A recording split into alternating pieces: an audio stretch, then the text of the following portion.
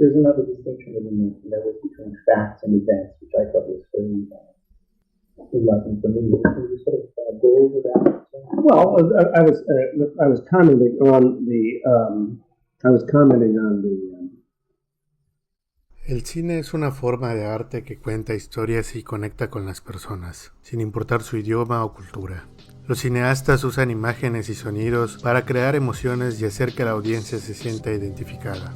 Esto hace que el cine sea una herramienta valiosa para hablar sobre temas importantes de la sociedad, la política, la cultura, de una manera que todos puedan entender y disfrutar. En este sentido, el cine se convierte en una herramienta para educar y crear conciencia, cambiando nuestra forma de ver el mundo. Las películas que tratan temas como la justicia social, la identidad y la historia no solo nos entretienen, sino que también pueden llevar a hacernos pensar y a dialogar. En el texto de Hayden White, titulado El valor moral de la narración, se nos afirma una reflexión sobre cómo contamos la historia y qué significa el hacerlo, especialmente en el ámbito histórico. Nos hace preguntarnos si es que realmente estamos mostrando los hechos de manera precisa o si al simplificar la historia para que sea más fácil de entender, podemos llegar a perder complejidad de la realidad.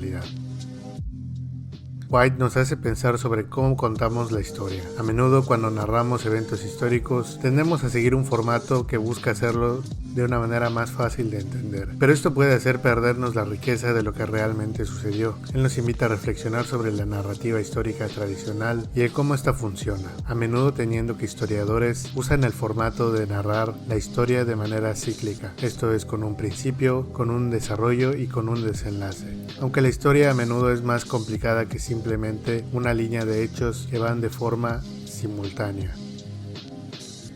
Una de las ideas clave de Hayden White es que el contar la historia de una manera más tradicional puede simplificar demasiado los hechos. Muchas veces estos se presentan de forma tan ordenada que se pierde la vista de la complejidad de las interacciones sociales, políticas y culturales que los rodean. Como hemos mencionado, la historia no es una simple serie de eventos que ocurren de manera lógica, sino un proceso mucho más dinámico y a veces más caótico.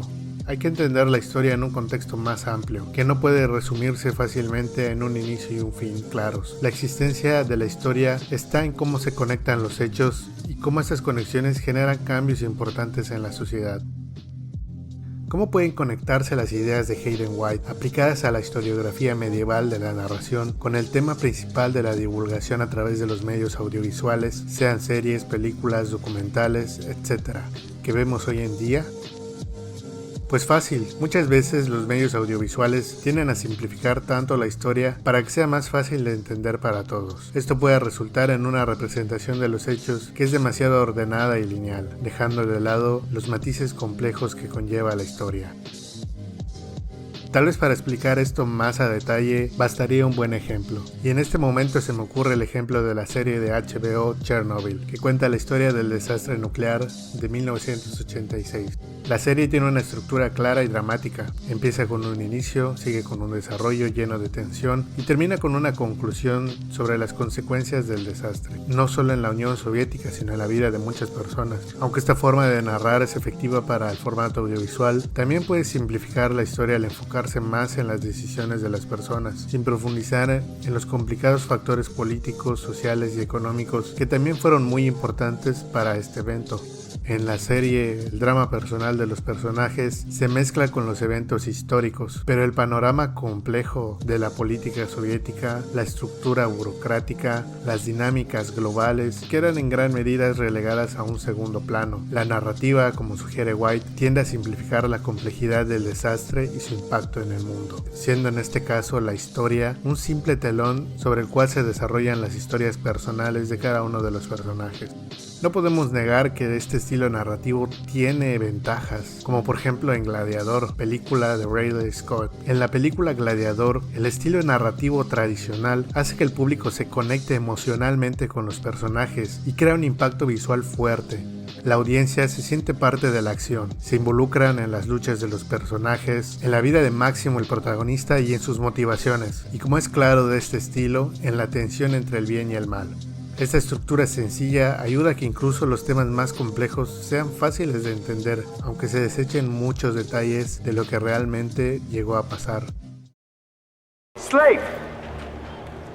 You will remove your helmet and tell me your name.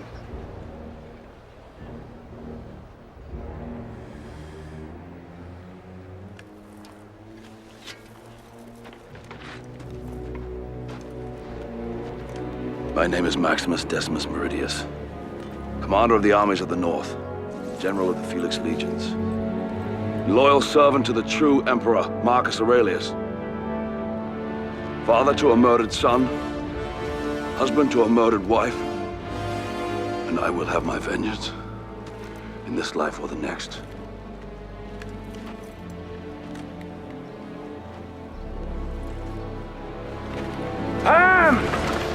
Si queremos movernos al otro lado del espectro de la divulgación a través del medio audiovisual, tal vez podamos mencionar una serie o miniserie documental para televisión de la BBC no muy conocida, pero que vale la pena traer a colación, llamada Rusia 1985-1999, Trauma Zone, que fue lanzada en 2022 por el cineasta británico Aidan Curtis.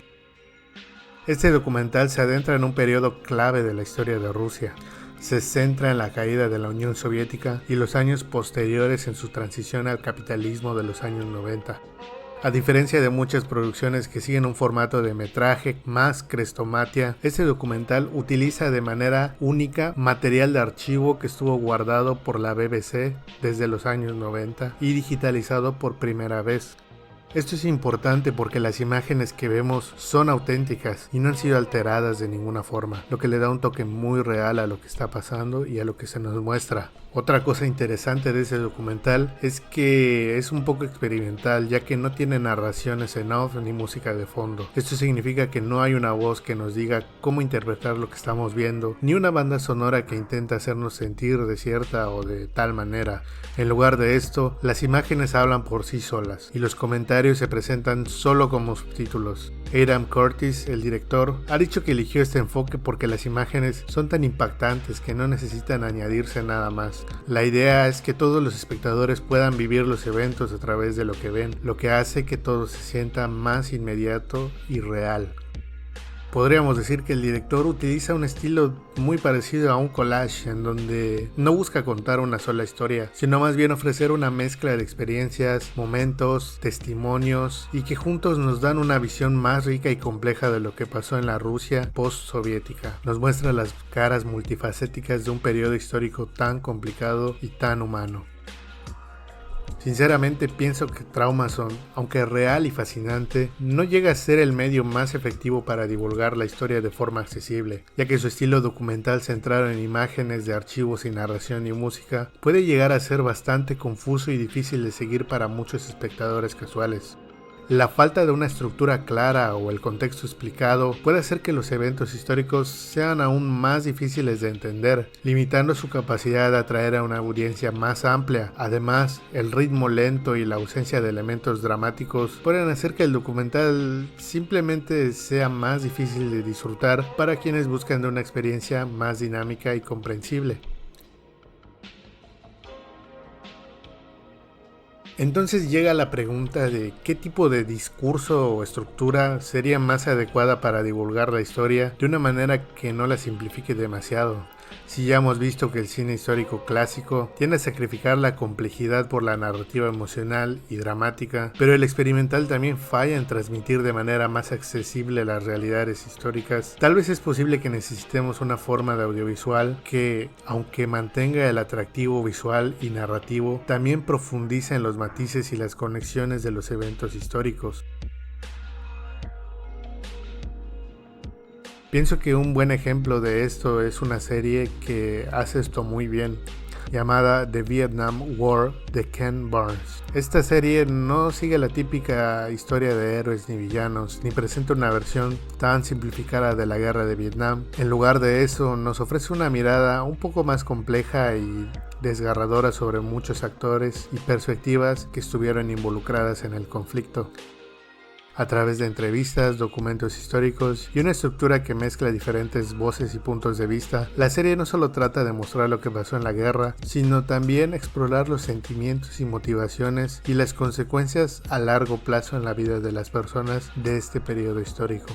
Otra serie que también creo que vale la pena mencionar y que en lo personal pienso que hace bien el trabajo es 9/11, Un Día en América, o Memorias del 9/11 como se le conoció aquí en Hispanoamérica. Documental que lleva a los espectadores a través de los angustiosos momentos de la mañana del 11 de septiembre desde la narración de los sobrevivientes. Esta serie documental tiene un enfoque narrativo más directo, centrado específicamente en testimonios en tiempo real de quienes vivieron los ataques.